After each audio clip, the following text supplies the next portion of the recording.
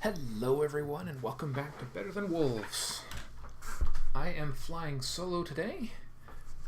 My wife's out and about and I am going to build a farm for Mycellium. This was purchased for 10 emeralds from a villager. And fortunately for us, block dispensers have silk touch.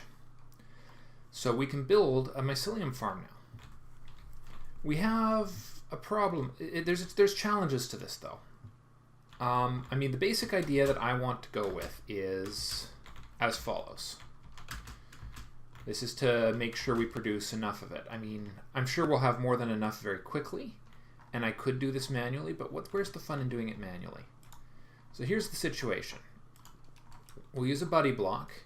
Now, buddy blocks are basically bud switches. For those of you who know of bud switches from vanilla, they detect what is called a block update change. Like when you place a block on top of it, or more importantly, when this block changes characteristics, like when grass or mycelium grows on top of it.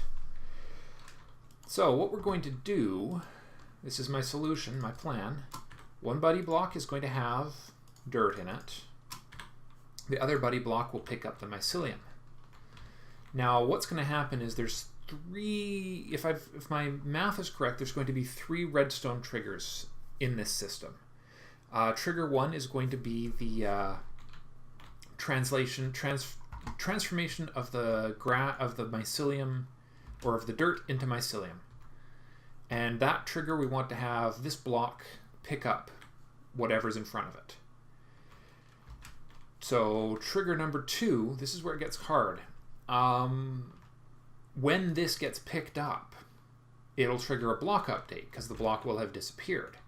And at trigger number 2, when that block disappears, we want this one here to place a block. And then this is the part where it gets really complicated. When you place a block, it triggers a block update, which means on that 3rd update, we want nothing to happen. So, are we thoroughly confused yet? So what I have to do is figure out how to wire this structure in such a way that the 3 individual triggers will result in mycelium being in here and 1 dirt block being in front of here. Which means what we need is a tri-state block dispenser as sort of the controller. So there will be a 3rd block dispenser right here. I think this is the way it's going to have to work, and it's going to have 3 different conditions coming out of it, and we can do that using 3 different blocks. So it's just a neat fact about the way redstone works. So here, I'll show you. So that was state 1 when I placed something on top of that. State number 2 and state number 3. So each one of those cycles will produce a different signal, because when we place a whole block, one thing happens. When we place a torch, when we place the torch, let's see, how are we going to do this? We need the torch to be placed. How are we going to make it so that, let's see, if we, you know what, if we directly power this, we can make this more compact. We can do better. I think we can power this directly from the block dispenser. No. That creates, how interesting, that creates a clock.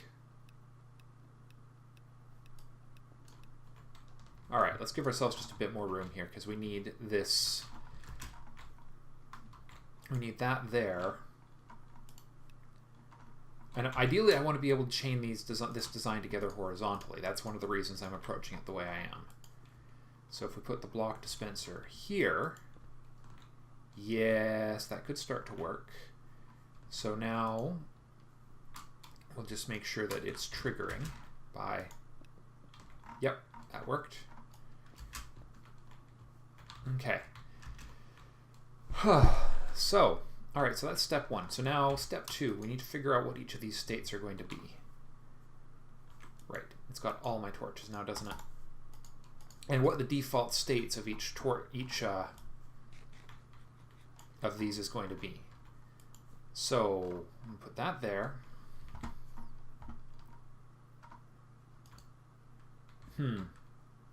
Yeah, that there.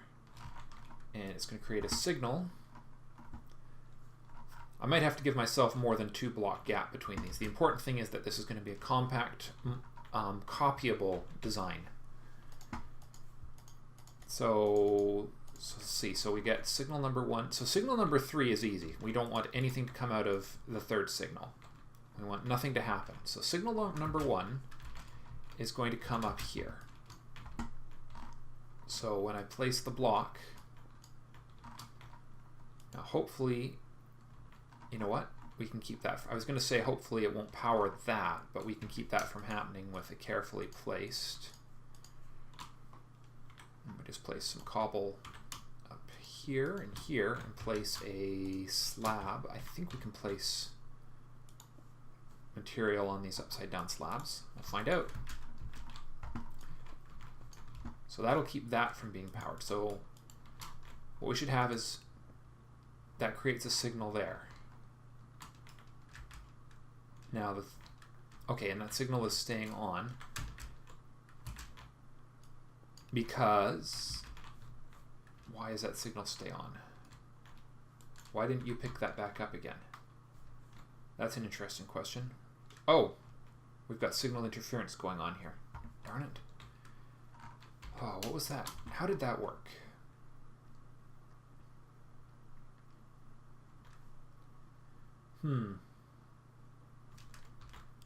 Let's see. I got to think on this for a minute. Yeah, what's happened is this signal here is created an always on signal, hasn't it? Yeah, so it is powering this, which is not good. So if it places that there, what we wanted to happen, it's sort of working. It's just not doing it quite right.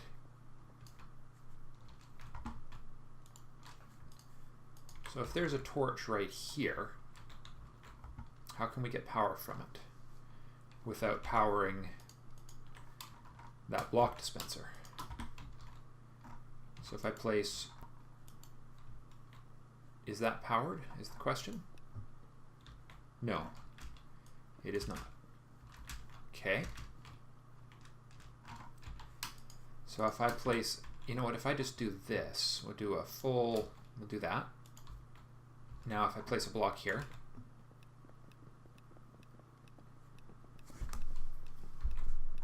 okay, that's not doing what I want it to do. That is definitely not doing what I want it to do. Because I have a torch in there. So, alright, so if the second one is a whole block, and we want it to send a signal to here, I hope this isn't boring you guys. Doing redstone on camera is always a little hard. And we want this one to become an always on signal, or an on by default signal. So we want this one to pulse off. So we put that there. No, because that's going to get powered by that torch when it gets placed, isn't it? It's part of the problem we just had. Maybe this thing is oriented wrong.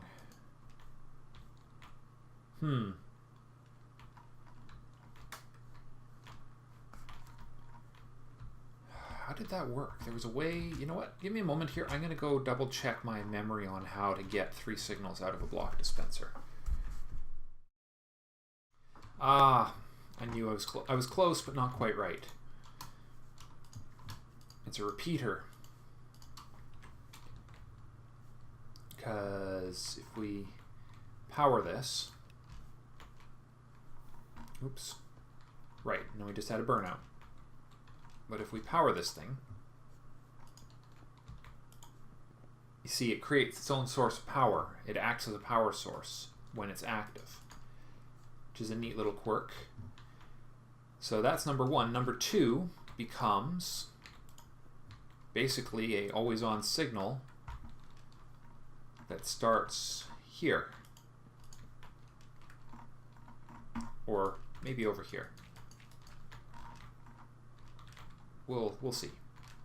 So now if we have a repeater that goes into a block, and that block has redstone on top, how would that work? Repeater forces power into a block. That block goes up here. So when that thing is powered,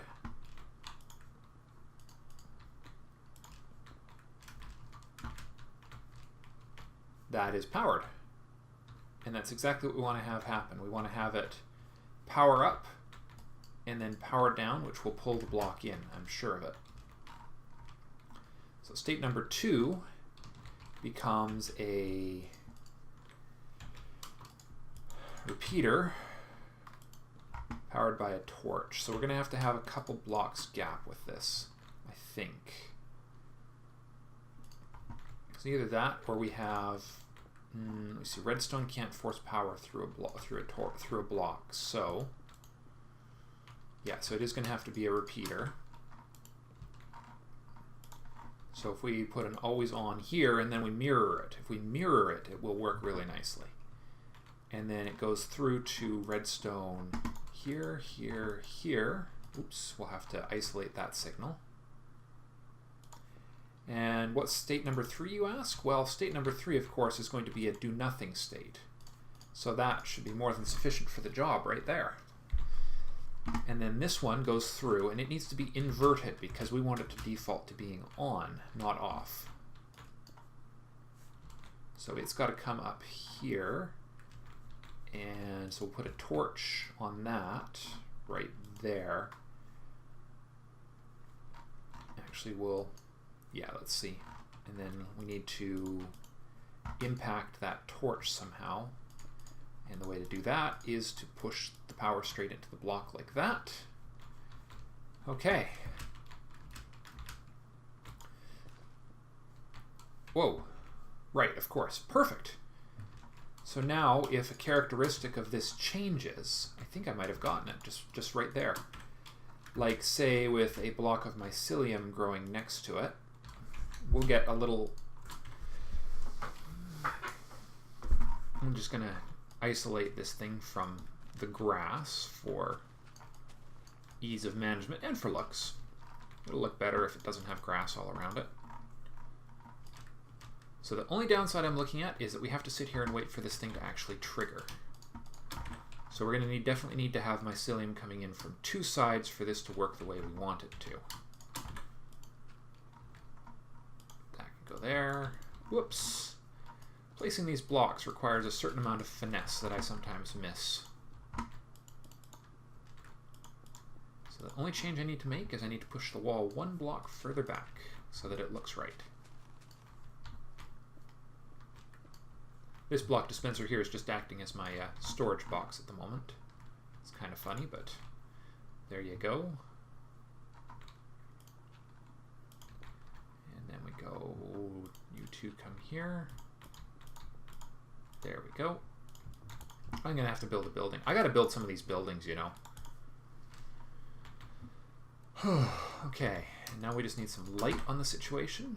And the light can go right on the mycelium, in fact. I'm sure mycelium doesn't require light, but... And then let's just prepare the second one here. That goes there. And then the second one will start here. Pushes the power into that block right there. So it's going to go, the block dispenser goes right here. Of course, I didn't make a second buddy block. I'll have to go get one of those. And block dispenser number 3 will go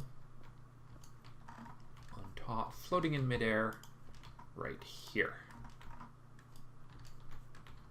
I didn't leave any, nope, okay, everything should be okay. And then let's see, a torch, right there. Convert that to a whole block.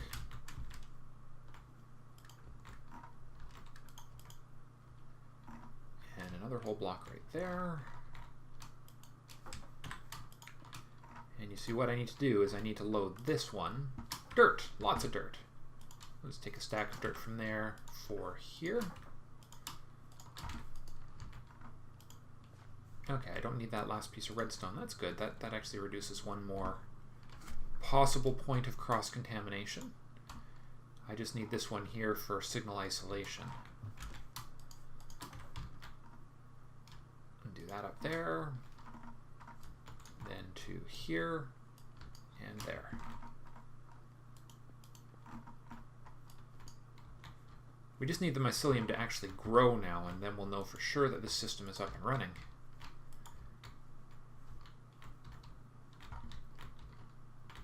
Because what I'll do is this center section here will be eventually a small, we'll put a row of mycelium in there to, or a couple of adjacent mycelium blocks. Yeah, exact design to be determined by a lot of things. Let's see. So down to the basement, what am I missing? I'm missing the carrying wire for this signal right here. We'll move from its current surface onto stone. Because hey, dirt. You know, it'd be really funny if mycelium started spreading down here. I could eventually harvest it all, but it'd be really funny.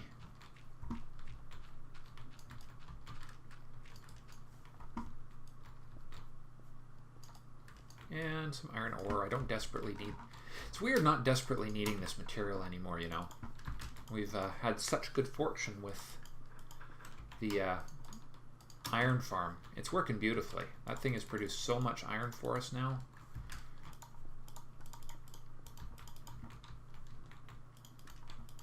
I'll replace this whole floor with stone brick eventually. I need to isolate that signal, and that is going to go to here, and then down through here to there. That should do it, other than the missing addition of a buddy block. So let's go quickly make one. I'd love to stand here and watch this, but you know what they say about watching paint dry. So, besides, it'll work, if it's set up properly, it'll work without my supervision. So, now the interesting thing about that design is it's the kind of design that would work for stone brick conversion to mossy stone. Or, let me see, what do you need for buddy block? Oh yeah, redstone eyes. Which requires a couple of lapis. We're going to need 4 redstone eyes, some smooth stone. Let's get the last of that smooth stone. Where is it? There we are. Yeah, 2. So it would work for stone brick. It would work for grass farming. Of course, I need it. No, I got the torches. No, I need the eyes first. I'm getting ahead of myself here. So redstone eyes are like that, and like that, and that'll make 4. I'm just going to make the 4. I don't like to overmake these because we're so short on certain resources right now. Oh. 2, 3, there we are. It's a nice little offset like that, and then 4 torches in the center. There you go. That's your buddy block. My attempts at reserving lots of lapis blocks for future a future beacon has not been entirely successful. I've been using a lot of lapis for these various little projects I've been building. That thing's actually working. It's not hyper efficient in its production, but it does work. Ah, perfect. And then we put that there, and then we put that there, and then we create a signal blocker to prevent it from turning into a clock. And that should do it.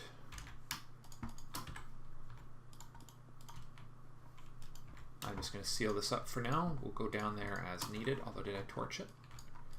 I can't remember if I torched this area.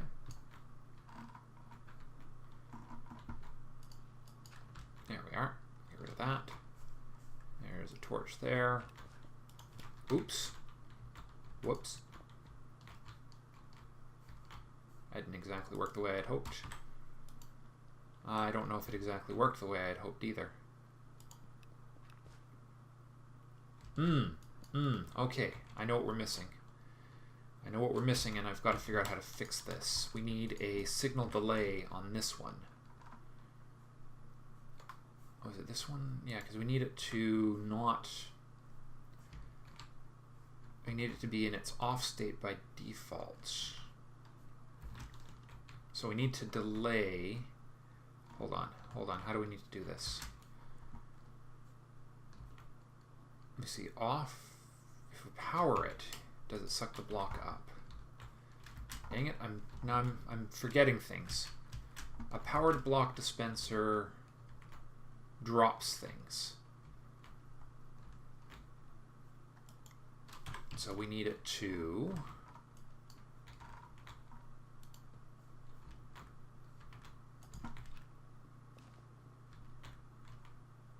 Okay. Something needs just a bit of attention here. So what I want to have happen is when something changes,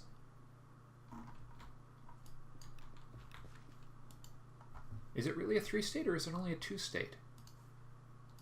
Let me see. So we need to stone brick first. No, we need to repeater first and then stone brick. So let's try that. So state 1 is the change. Oh, are we not? Does that repeater not actually create that power I wanted? No, I'm not sure.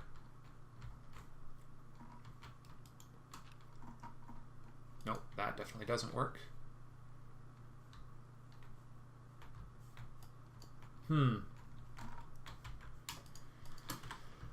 What am I forgetting here? Let me think for a minute and I'll bring you back in when I've figured out the solution and how to test this thing. Just a moment. Hello. I figured it out and it just worked. So, let me give you a tour of the slightly revised setup. I rotated this around. This is now the pickup block and this is the dispensing block. It just made the wiring a little easier. Okay, so under the ground, what I realized is we had 2 problems. This wasn't the pickup block wasn't picking things up faster than the dropping block, and this one was able to replace its block too fast.